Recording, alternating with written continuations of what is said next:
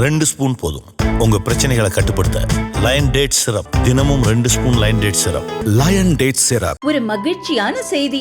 இதயம் நலனையின் விலை லிட்டருக்கு ரூபாய் 105 குறைஞ்சிருக்கு. செப்டம்பர் 2023ல 1 லிட்டர் இதயம் நலனையின் அதிகபட்ச விலை ரூபாய் 503. ஆனா இப்ப 1 லிட்டர் இதயம் நலனையின் விலை ரூபாய் 398 மட்டும்தான் தமிழ்நாட்டுல. அப்ப இனிமே எல்லாரும் இதயம் நலனை வாங்கலாம் இல்ல?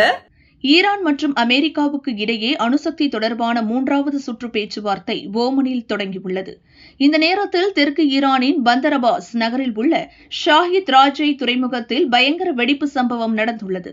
இதனால் 100 அடி உயரத்துக்கு மேல் கரும்புகை எழும்பியது. அதிர்வுகள் பல கிலோமீட்டர் தள்ளி உணரப்பட்டது.